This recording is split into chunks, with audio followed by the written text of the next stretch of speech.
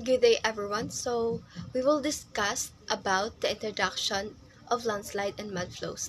Like the other natural disaster, landslide and mud flows are one of the most powerful and destructive natural environmental events.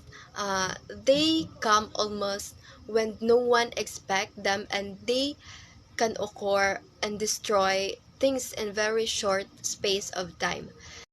What is landslide and mudslide? In simple terms, a landslide is the massive movement of rock, soil, debris or earth material downwards along a hill or slope due to the force of gravity. The movement may be flowing, spreading, falling, toppling, sliding, and so on.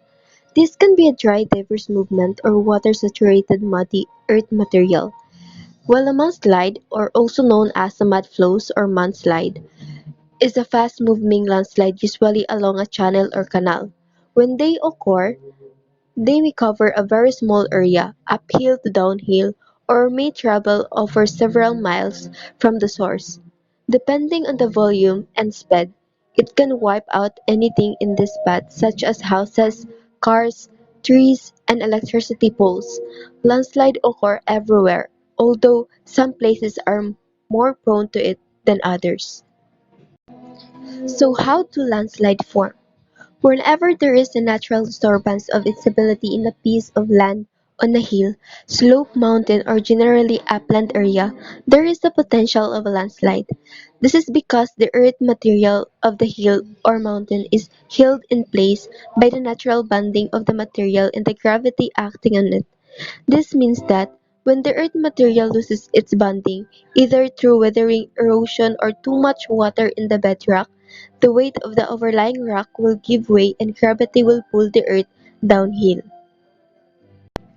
So the possibility and scale of landslide usually depend on this condition. First, we have the slope. Slope or landslide and mudflows flow faster on steeper slopes and may be more destructive. Next, we have the water. When more water accompanies landslide, they travel farther and faster. More water is even more destructive as the pressure and power of it eroding force and more. Lastly, we have the earth movements.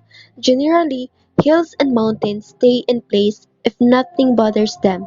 When earthquakes, tremors, and volcanoes occur, they shake the land and disturbs the budding of the bedrock. When this happens, landslides are ripped. Places and locations that may be prone to landslide including the following locations, such as slopes, the bottom slopes, and canyons are examples of locations that may be prone to landslide and mudflows. So that is because of human activities such as mining, building, and road construction have often exposed the land and slopes to landslide. When roads are cut through hills or tunnels are dug, or crops are farmed along slopes, there is always the risk of landslide and mudflows. Effects of landslide. No one can outrun an approaching landslide or mudflow.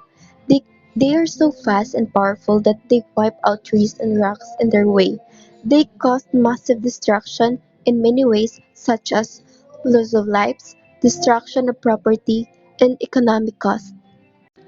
So before a landslide or mudslide, be aware of your environment. If you travel or on vacation somewhere, look around and make sure you understand where the threat may be. Look out the slopes and tricky landscapes. Contact your local authorities and tell them about your observation. When you drive around hills or mountains, keep your eyes and ears open for signs of divers falling. Plan communication with your family so that you know where they are and what you will do in an event of a landslide. During a landslide, move away quickly from the path of the mudflow or landslide to another location. Do not try to stay close and take photographs. Landslide debris move from uphill to downhill. Therefore, avoid low-lying areas or valleys. If there is a way to sound an alarm, do so.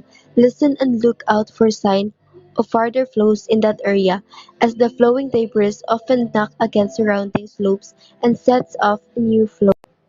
And after a landslide, stay away from the location until the emergency workers and the expert confirm that it is safe to go back.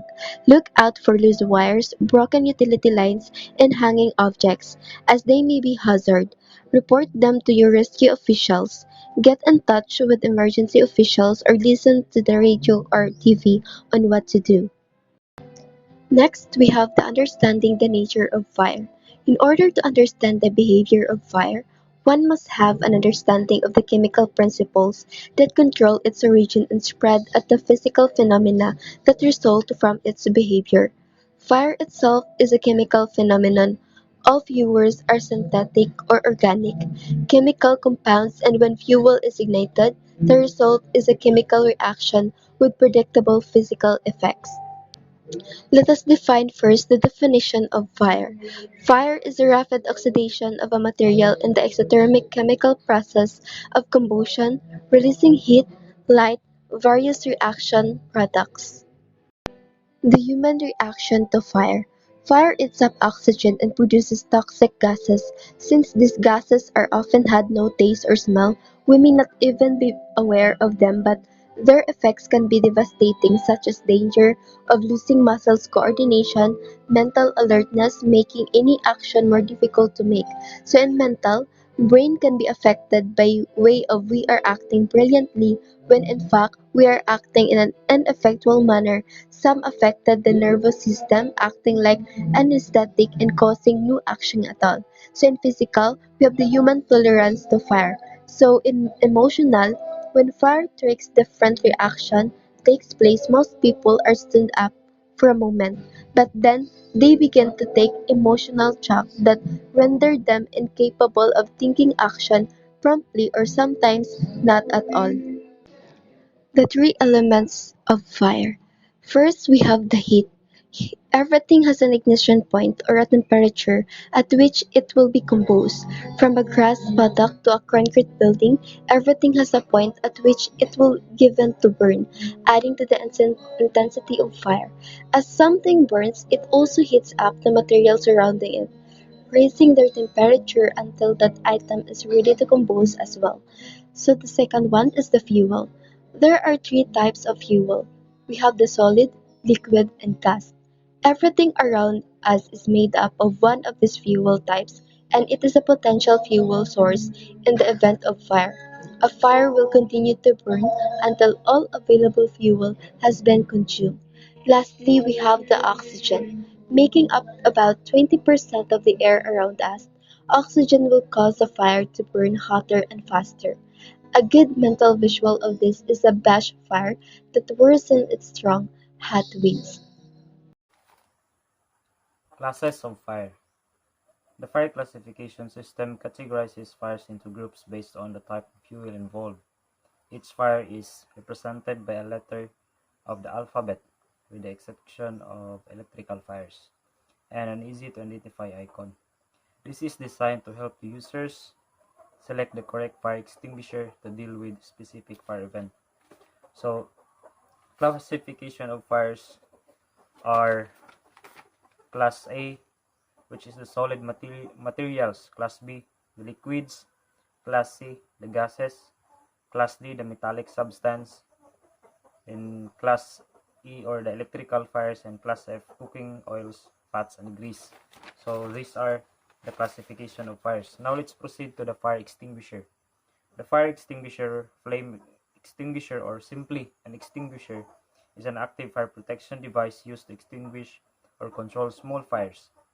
Often in many emergency situations, it is not intended for use on an out-of-control fire such as one which has reached the ceiling, endangers the user, or otherwise requires the expertise of fire department.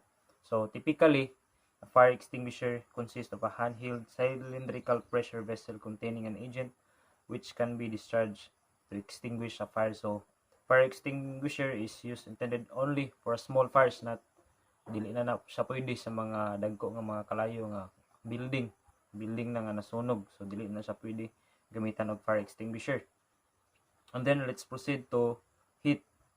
Heat can be generated by the work processes and is an essential part of some processes such as cooking.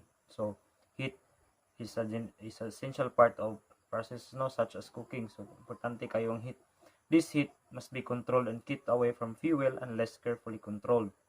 Heat generated as a byproduct of a process must be dealt with properly. So kinahanglan atong i-control o kabaluta unsaon paggamit sa heat ug dili nato siya ibutang sa uban mga product nga flammable aron dili ta maka-cause og sunog. Then unsa may itong buhaton aron mahimutang safe sa heat. Now, first is ensure employers are aware of the responsibility to report dangers. No, kinahanglan ng mga employees aware sila kung asa mo report. No, kinahanglan na sila mga contact number or mga emergency number sa like for example sa BFP. Then let's proceed to smoking. So when people smoke, dapat dito sila sa designated area nga smoking area o katong area nga dili pwede pa sigarilyuhan or smoke. Kinahanglan siya nga butangan og no smoking signs. And then let's proceed to portable heaters. So do not use portable heaters unnecessarily, and they should have emergency tip over switches and thermostatic limiting controls. Then turn them off if people leave the room or are going to sleep. Ensure they are 1 meter away from anything that can burn. Do not use them on dry clothes. So kung mga heater, kinahanglan nga atong ibton if mulakaw ta sa balay or matulog ta aron likay ta sa sunog. Next is the electrical safety. All electrical equipment and installations designed, constructed, installed, maintained, protected, and used to prevent danger. So kinahanglan kung mag-install tag electrical wires or electrical equipment sa atong balay, we should hire a professional nga mo install sa atong mga wires and equipment sa atong balay aron safe o kakabalota nga dili ni siya masunog. And then kinahanglan nga atong i-check all the time our wires if nabay mga insects or nga mo kutkot dapat natay proper pest control to avoid the rodent damage to electric wiring and equipment so that we can avoid avoid tag ka ng sunog. Then plug appliances and lights into separate electrical outlets. Then avoid using extension cords. So atong nanda no sa atong balay nga kanang gagamit ng extension wires kay sa kunsa lang atong isaksak, but we should avoid this one aron dili siya mag-overheat and dili makaavoid ta sa sunog. And use only one device per outlet. Now let's proceed to arson. Deliberately started fire pose very significant risk to all types of workplace. The possibility of arson should be considered as a component of your risk assessment, and it is the one that you can do much to control. The majority of deliberately started fires occurs in areas with a known history of vandalism or fire setting. Typically, local youths light and the fires outside the premises as an act of vandalism, using materials found nearby, appropriate security measures including the protection of stored materials and the efficient and prompt removal of rubbish that can therefore do much to alleviate the particular problem. So we should therefore seek advice from the local guarday or the fire authority who will involve the other agencies as appropriate. Occasionally, arson attacks in the workplace are committed by employees or ex-employees. Employers and other workers should be aware of potential threat, so and be alert for early signs such as series of unexplained small fires. Again, the guarday or the local fire authority can provide further useful guidance. So in order to prevent this, we should prevent access by unauthorized personnel. So we should hire security personnel aron walay makasulod sa imong establishments nga mga daotan nga mo sunog, no? And then keep flammables properly stored and secured. Now let's proceed to oxygen. Now oxygen is used not only sa atong pag-breathe but it's also used in welding, flame cutting and other similar processes, no?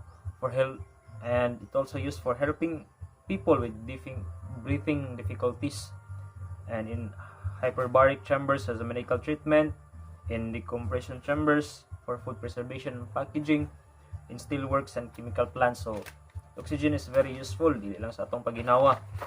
And the air we breathe contains about 21% of oxygen, no? Pure oxygen at a high pressure such as from a cylinder, so kanang mga tank nga tumakita, no, na yung mga cylinder tank can react violently with common materials such as oil and grease. Other materials may catch fire spontaneously. Nearly all materials including textiles, rubbers and metals will burn vigorously in oxygen. So when magamit tag fire, then daghanan na tog oxygen sama sa kanang mga welding materials, no? So it can burn, it can cut a metal using the fire and oxygen. Now with even a small increase of oxygen level in the air to 24%, it becomes easier to start a fire, which will be burn hotter and more fiercely than in normal air. It may be almost impossible to put the fire out. A leaking increase in oxygen consecrated to a dangerous level. So oxygen enrichment from leaking equipment, use of materials not compatible with oxygen. So use of oxygen in equipment not designed for oxygen service, incorrect or careless operation of oxygen equipment. So that's the importance of oxygen, and we should use it properly. And then let's proceed to the fire prevention. So families plan escape or evacuation. So during the fire prevention week, there are a few things you can do at home to improve the preparedness for the entire year. So we need to prepare, no, for an escape route para sa in case og naisunog sa atong panimalay or sa establishments or in schools or kung asa man ka, no. First is we have to create an escape plan. So and then we have to conduct family fire drills. So sa atong balay pag conduct dapat natin mga emergency exit, mga fire exit kung asa ta pwede mo gawas in case sa sunog. And then identify the hazards. So we need to identify hazards kung unsang mga flammable, kung unsay kanang asa ta mo palayo in case og naisunog. Then fire safety tools you should have in your home. So dapat sa atong balay kung naman galing tay kwarta, dapat na gid tay mga fire extinguisher. And then there are few tools and supply that every home should have in case of fire, no? This includes smoke alarms. So sa ato nga mga gagmay nga mga balay, so wala gid tay mga smoke alarms, no? Nakita lang natin sila sa mga schools, mga dagko nga establishments, mga buildings, no, sa mga hotels, ngana. And then carbon monoxide detectors, then fire extinguisher in every room dapat na, and fire sprinklers. So makita natin siya sa mga schools, mga mall, mga fire sprinklers. Then a fireproof lockbox for essential documents. So dapat natay fireproof lockbox nga atong mga importante nga mga documents dili masunog in case of fire. And then of course we should regularly test equipment like smoke alarms, carbon monoxide detectors to make sure they have batteries and in working order, no? Then check fire extinguishers for an expiration date. They should be replaced in every few years. So we need to check our fire extinguisher kung expire na ba ni siya, pwede pa magamit kay basin hinoon na isunog simbako o niya pag kuan na expired na datong fire extinguisher dili na siya mo gana, di ba? So use the fire extinguisher. Then don't waste valuable time with the fire extinguisher unless it's safe to do so. So kung kaya na to mo tawag o emergency numbers like 911 or sa BFP, sa mga fire authority, dapat tawagan nyo ito dito and evacuate immediately if na mga sunog. And we have to have the escape routes. Ang mga escape routes na to dapat dili block ato makon gyud nga makaagita diha in case of fire, no. We also need to have the right kind of fire extinguisher to know how to use it. So kung mag-shopping ta, mamalit og fire extinguisher, pili na to ang multi-purpose na maka-fight o class A, B or C fires, no. Sama sa akong giingon ganiha that fires have the categories na class A, B, C, D, E, and F. So dapat nga ang fire extinguisher tong gamiton mabilong siya kung unsa ang iyang kwan. So kung mahimo as much as possible, we should buy the multi-purpose nga fire extinguisher.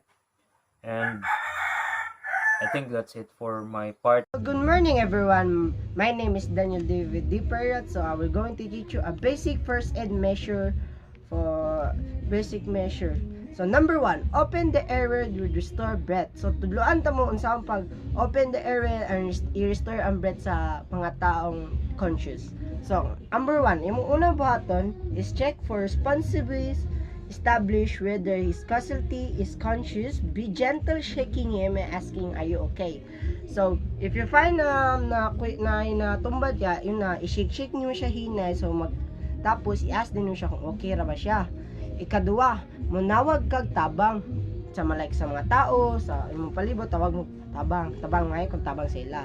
So, ikatulo, position the anxious casualty so that he is lying on his back and form a surface. Straighten the casualty leg, take the casualty arm in that's nearest to you and move it so that straight and above his head. Do the same to the other arm. So, yung button, straight niyo siya, like yan na, straight niyo yung yung leg, tapos i-take niyo siya sa casualty arm that nearest to the and move it straight. So, i-move niyo siya straight. Number 2, number B, letter B, kneel beside the casualty with your knees near his shoulder. Place one hand behind the head and neck support. So, magbutang kakamot siyang head o siyang paan, the neck. With your other hand, grabs casualty under his forearm.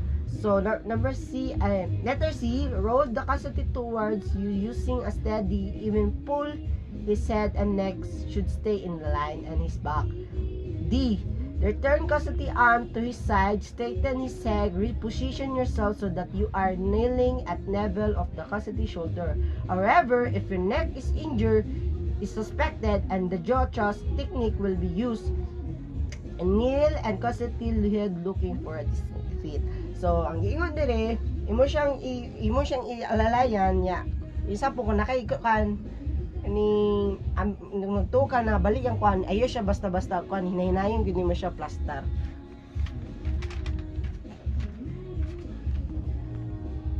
So number 2, open the airway of an anxious or not breathing casualty. Call for help and then position the casualty, move it casualty on his back, open the airway using the jaw thrust head until chin method. So, di ba? Kapag sa akong giingon sa pinakauna, manawag kag kauban niya, inyo di siyang tabangan, inyo siyang hinay-hinay ng plaster para mabuhat niyo ang jaw thrust method. This method may be accomplished by the rescuer grasping the angles of casualty lower jaw and lifting with both hands, one on each side, displacing the jaw forward. The rescuer elbow should rest on the surface and which is casualty is lying. The head should be carefully side and this unsuccessful and the head should be tilted back very slightly. The jaw thrust is the safest first approach to opening the airway and on of the casualty who was suspecting neck injured because of in the most case it can be accomplished without extending his leg.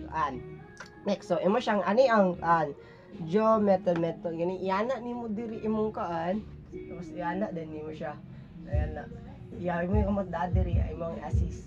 Mo lang jaw thrust method. Number 2, head lift method. Place on your hand on causative forehead. Apply firm backward pressure with a palm to tilt head back.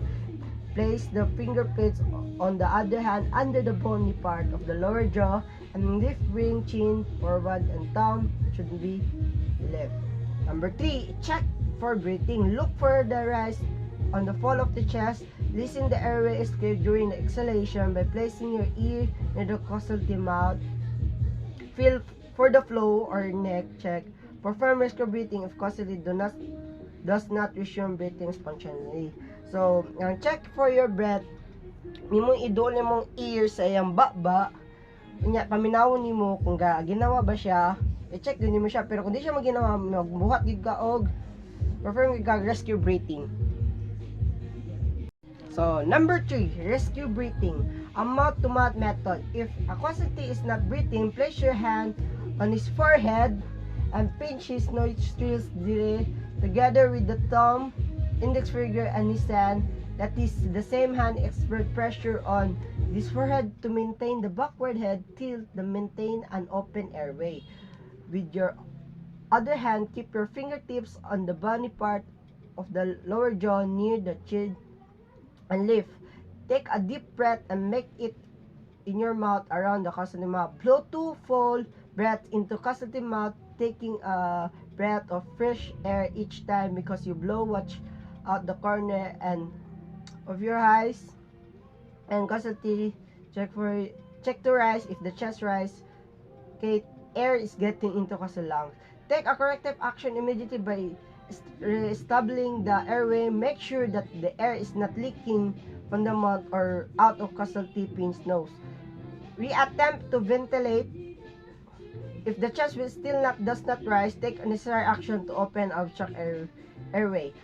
After giving 2 slow breaths, which cause the chest to rise, attempt to locate a pulse on the causative. Feel for the pulse at the side of the causative neck close to you, placing the 2 fingers, index and middle fingers of your hand on groove beside causative Adam's apple. Cardiac pulse. Your thumb should not be used for pulse taking because you may confuse your pulse beat with that on causality. So, di ba, if gindanin mo siya, di na siya kakan, imong buhaton, imo siya i-flat yan out dire, bugahan mo siya og anang breath. Kana bitaw mong ginawa ka, bugahan mo siya. Nya balik-balik ko na tumatod makakuan siya. Pero kung i-check po nimo dire, kani yana nimo dire para i-check pa nimo kung gabit na ba siya. Unya ayon ni siya gamita kay kani siya ma-confuse ni siya kuan hatag si mo kuan signals. Kaya basin mali ang iyang pagkuan ni basa nimo ay binimo nagbit na wala mamande. So kani gid mo duha gamiton. So number 4, air obstruct. An upper airway obstruct often occurs because the causative tongue falls back in his throat while he is unconscious.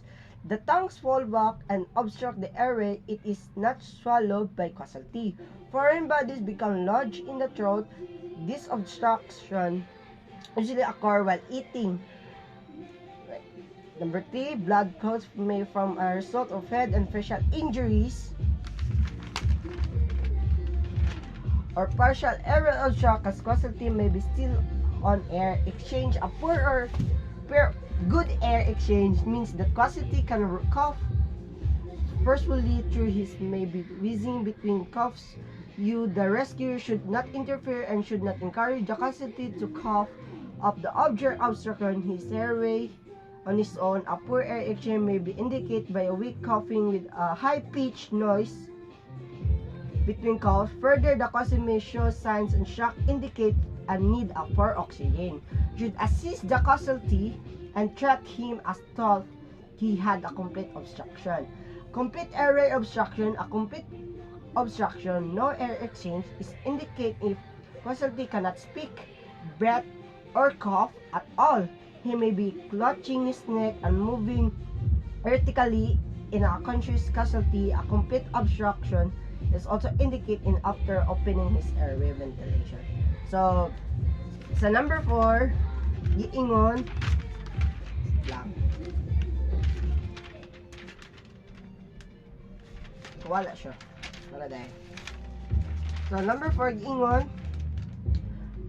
muna siya ang mga airway obstruction na bitang mga possibility na ma-block ang airway kay nang ingon sa number 1 kasi tang fall back kay among the throat while he's unconscious is tang falls back so dili ka mabara ang kating dila sa kuan kan sa agyanan sa airway. So the ikaduha, bodies become lodged in throat. Those obstruction usually occur while eating. So kalabitang magkaon ka nga dito po mabara po imong kuan pag ginawa to sa pagkaon nimo.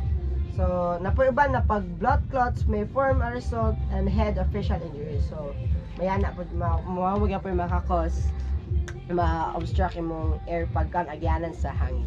So more to, thank you for listening.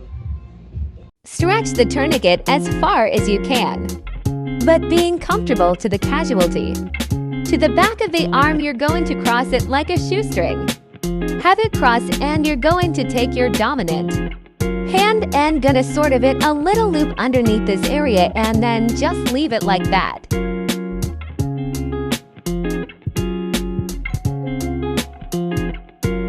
Then when you're done, you have to do a quick release and you're just going to pull it like that and it comes off. When someone who is eating and they begin to choke, we know they are choking because they cannot respond or speak. Stand behind the person and move a fist. Place it in the middle of the abdomen. Wrap your arms around and tilt her a little bit. Quick upper thrusts until the object is expelled or they lose their consciousness.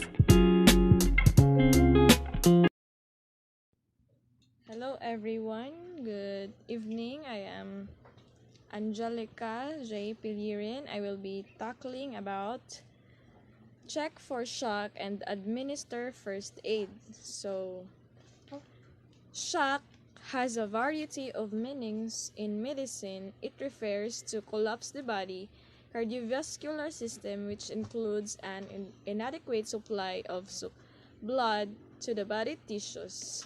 So, ang shock daw kuno is nada kuno siya variety meanings which have mo na siya ang having different forms. Then in medicine, it refers to a collapse, unconscious, ma-fall down na lang ka kanang for no obvious reasons. And body cardiovascular system, mao ni siya ang atong blood circulatory system.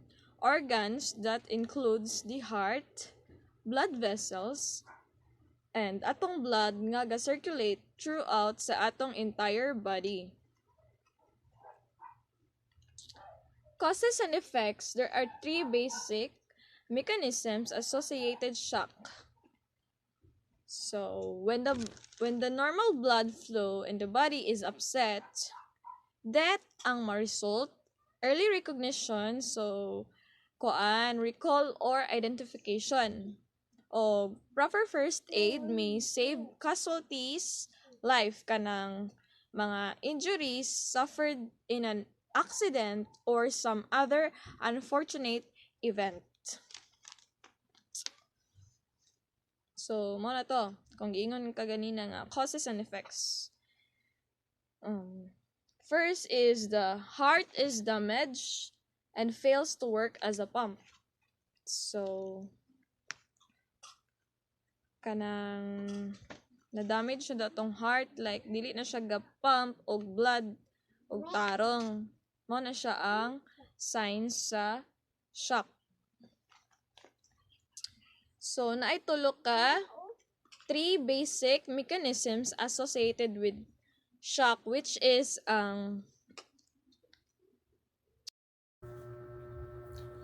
first aid for fractures. A fracture is any break in the continuity of a bone. So mao ni siya ang pagkabali sa bukog sa tong isa ka tawo diri sa likod. Then fractures can cause total disability or some cases kay death. By severing vital organs and or arteries, labi na kung atong backbone ang mabali, ang may tabo jud sa isa ka tawo or ang tendency kay mabaldado o dili na siya kalakaw. So, they can most often be treated. So, there is a complete recovery. Maulian pa jud ni siya kung naay sakto nga rehabilitation and complete facilities. The potential for the recovery depends greatly upon the first aid of the individual receives before he is moved. First aid includes immobilizing the fractured part in the addition to applying life-saving measures when necessary. The basic splinting principle is to immobilize the joints above and below the fractures.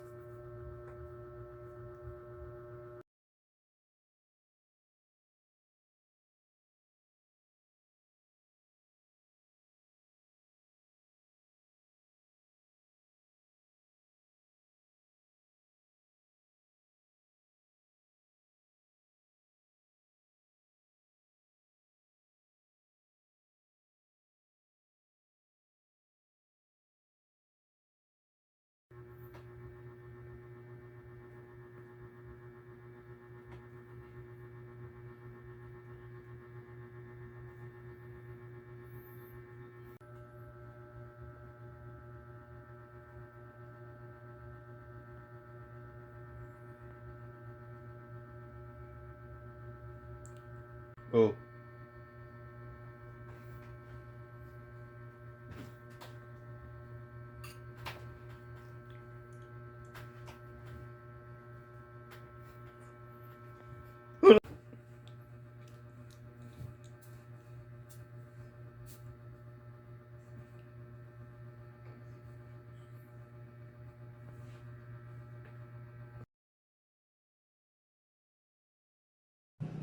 Hello everyone, I continue the report about rescue techniques.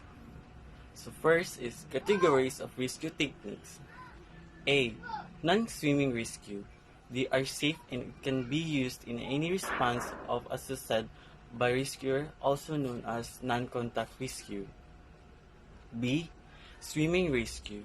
It needs mastery and training in performing this kind of rescue, wherein the rescue need to be close of the victim, also known as contact rescue.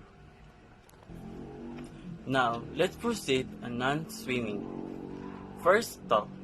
It's the same safe method in rescue, applicable if the person in distress is able to understand and perform directions. Number 2, reach. This can be performed by using a pull of any material that victim can hold. It can be done by making rescued position to avoid dragging by victim. Let him to hold the object to pull him to use safe area. Number 3, through and to. This type of rescue can be used when victim is too far away to reach with anything. Use the rescue technique to provide assistance. Last 4, row. Whenever possible, to use some types of watercraft that you are capable of operating safely to reach a person in distress. Next, let's proceed to swimming rescue. Things to be considered approaching a victim. First, consider the condition of the victim, conscious or unconscious, responsive or unresponsive, or any panic. Get the victim attention. Encourage him to not panic. First, front approach. This approach is applicable of victim to confirm the conscious or responsive.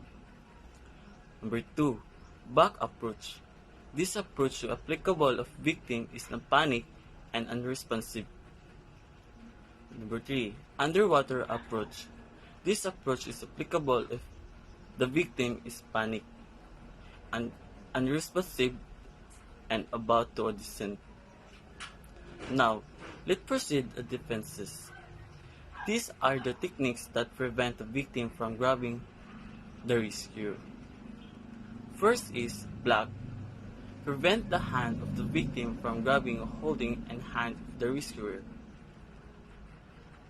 push the victim away and make another approach. Next is block and carry. When the sixth victim grabs your hand, carry him immediately through your hands. Let him hold your hands while swimming at the surface and bring him to safe area. Third, block and turn. When the victim tries to grab you, block his hand and turn him around. Immediately use the appropriate carry, bring the victim to the safe area. Now, let's proceed the locks and releases. Wrist lock. This happened when the victim was able to hold your hands and you are not able to use any of these defenses. Now, let's proceed the front struggle hold. This happened when the victim was able to grab you, you approach him. Block struggle hold. This happened when you are not able to free from front struggle hold because it's inappropriate procedure. Now, let's proceed the carry for the victims. These are the techniques, the procedure by which certain reconstruing victim are being carried or brought to safe or area or platform. Now, let's introduce you to how the carry of the people of the situation. First is hair carry, rather. The easiest carry because it allows the free movement on the part of the rescuer. Next is head carry. They up the chin to support breathing while using frog kick. Next, cross chest carry. Rescuer should be on the right side, placing his right hand over the victim's right shoulder across the chest and under the victim armpit. Double armpit carry. Hold both hands to armpit of the person in distress. Now let's proceed the survival techniques. Basic notes. Bow line, clove hitch, butterfly knot, square knot. Now let's proceed the water safety tips. Learn to swim and swim near to lifeguard. First, never to swim alone. Look out for the children closely. Do not pass in responsibility to the lifeguard. Next, do not rely on flotation device. They are not substitute for swimming ability. Now let's proceed water safety tips. First, if caught of deep current swimming sideways until free, do not swim against the current pool. Second, protect your head, neck, and spine. Do not jump or dive into unfamiliar water. Next, call or wave your hands for help if in trouble. No, pag nanaka sa situation na galisod na ka, pwede na ka mo gaway-gaway sa imong hands like this. Next is observe beach pool regulation. Next, report hazard condition to lifeguard or manage personnel. Next is never turn your back to the ocean. You may be swept off by waves can come without warning. Last, stay clear to coastal bluffs. They can collapse and cause injury. Now, let's proceed the last part of my report. Water-related tours. First, consider the weather and storm warning. Follow the instruction of both captain and authorities. Third, make appropriate coordination to authorities or PCG for your safety in the water. And lastly, closely supervise the children. And that's all my report. Thank you for listening, guys, and I hope na namin natunan.